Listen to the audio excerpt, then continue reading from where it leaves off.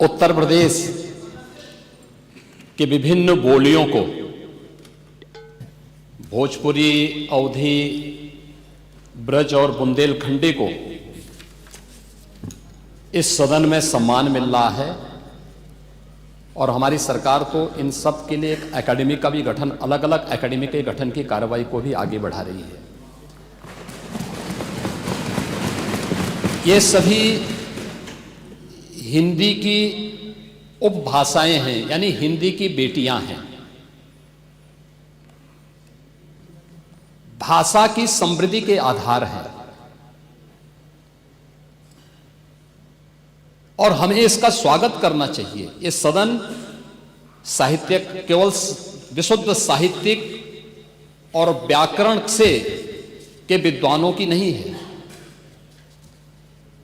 आम जन का प्रतिनिधित्व करने वाले माननीय सदस्य समाज के विभिन्न तबके से आए हैं।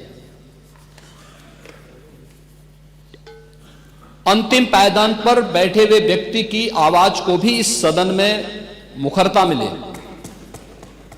इसके लिए अगर किसी को हिंदी में वह धारा प्रवाह नहीं बोल सकता तो उसको भोजपुरी में भी अपनी बात को रखने का अधिकार मिलना चाहिए, अवधी में, ब्रज में या बुंदेलखंडी में उसको रखने का अधिकार मिलना चाहिए। ये कौन सी बात हो गई कि भोजपुरी में ना बोले, अवधी में ना बोले, इसका विरोध अंग्रेजी का, बुंदेलखंडी में ना बोले और उर्दू की आप वकालत कर रहे हैं।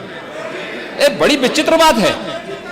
आप मुझे बताइए, मैं इसीलिए कहता हूं कि आप समाजवादियों का चरित्र ही इतना दोहरा हो चुका है, इतना दोहरा हो चुका है कि अपने बच्चों को भेजेंगे इंग्लिश पब्लिक स्कूल में और दूसरों के बच्चों को बोलेंगे कि एक गांव के उस विद्यालय में पढ़े जहां संसाधन भी नहीं है। ये दोहरा आचरण और जाकी रही भावना जैसी प्रभु मूर्ति देखी तिन तैसी, यह तो आचरण आप लोगों का है। इसीलिए आपने कल भी भोजपुरी का विरोध किया, अवधी का विरोध किया, बुंदेलखंडी का विरोध किया और आप लोग अपने दैनिक जागरण में, दैनिक जीवन में इस प्रकार के आचरण के आदी हो चुके हैं।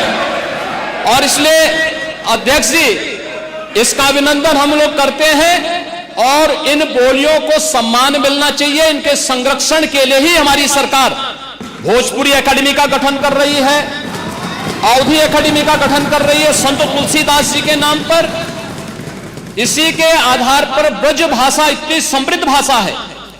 सूरदास जी ने अपनी सभी रचनाएं उसी भाषा में दी हैं। संत तुलसीदास जी ने अपनी कालजयी रचना रामचरितमानस, जो इस सदन में ही नहीं, उत्तर भारत के अंदर और भारत से प्रवासी हुए जितने भी ऐसे लोग हैं जो मॉरिशस में या दुनिया के फिजी में या दुनिया के किसी देश में गए, उनके संकट काल में रामचरितमानस ही तुलसीदास जी का अवधी भाषा में रचा गया रामचरितमानस ही उनका सहारा बना था।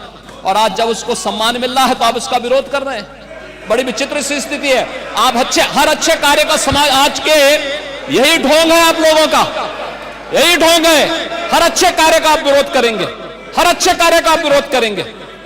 हर अच्छा कार्य जो प्रदेश के हित में है, देश के हित में है, आप उसका विरोध करेंगे।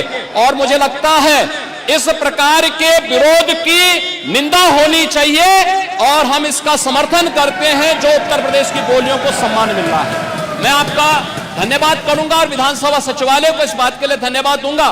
कल हम लोगों ने यहां पे इसका शुभारंभ किया, समाजवादी पार्टी ने उसका विरोध किया है और मुझे लगता है कि प्रोसीडिंग का हिस्सा होना चाहिए, इनको समाज के सामने एक्सपोज करना चाहिए। अपने बच्चों को ये लोग पढ़ाएंगे इंग्लिश स्कूलों में और दूसरे के बच्चे के लिए अगर वो सुविधा सरकार देना चाहते हो, कहते नहीं उर्दू पढ़ाओ इसको, यानी उसको मौलवी बनाना चाहते हैं, कठपुल्ला पर की ओर इसको ले जाना चाहते हैं। ये नहीं चल सकता है।